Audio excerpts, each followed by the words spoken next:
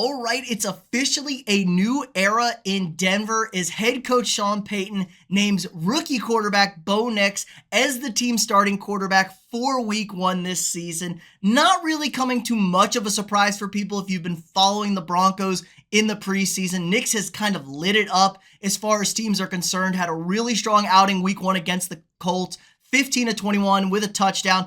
Awesome against the Packers, 8 for 9 and another touchdown. He's really looked strong, and we are to expect this. Bo Nix is one of the oldest quarterbacks you're going to find in the first round of an NFL draft. 24 years old. He had 60 college starts, the most all time in college football history. So he has a ton of experience. He is a ready-to-go product. The big question is, what is his ceiling as far as a guy? Look, he was the 12th overall pick, making him now the first rookie first-round quarterback, or the first rookie quarterback to start week one for the Denver Broncos since John Elway. Pretty long time. The Broncos have been really inept at quarterback since Elway retired. They had a good stretch with Manning there, won a Super Bowl, but since 2015, they haven't made the playoffs. They've been one of the worst franchises in football. They make disaster trade for Russell Wilson. They go all in on him. That blows up. You bring in Sean Payton. He runs Russell out of town. Look, I'm not going to defend Russell Wilson, but Payton has put all his eggs into this Bo Nix basket.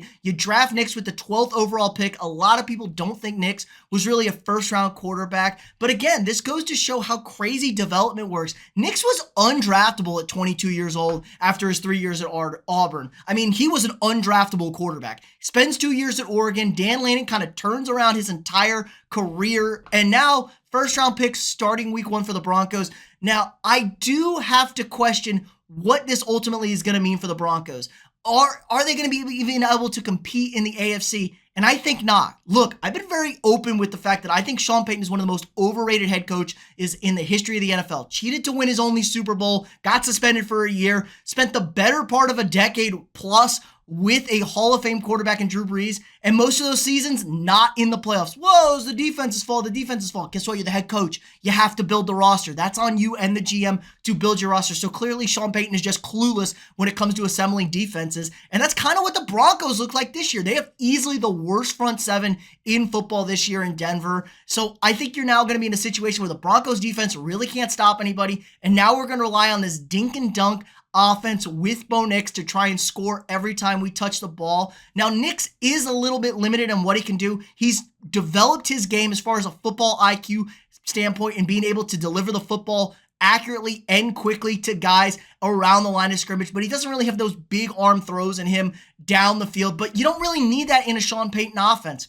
You never saw Drew Brees going downfield with a howitzer. I mean, the guy had a noodle arm, relatively speaking, at 5'0". So Bo Nix kind of fits this scheme and system. My real question is this going to work in today's NFL? Does this offense still have the juice to generate points, move the ball down the field when we have dynamic quarterbacks that can extend plays, move the pocket? Now, Nix can do that. Nix is a much better athlete than I think people give him credit for. He's kind of known as an athlete when he started out at Auburn, but he's not able to push the ball 25, 30 yards downfield at a consistent basis in bad weather. You're playing in Denver. I can't imagine the weather's going to be great come September at Mile High. So really, I do think the Broncos are ultimately limited what they could potentially be with Bo Nix as their starting quarterback. But Sean Payton is putting a lot on his legacy, in my opinion, riding on this. If Bo Nix blows up and fails, Sean Payton, bro, you're just a Drew Brees merchant. We've seen guys, Josh McDaniels, Tom Brady merchant.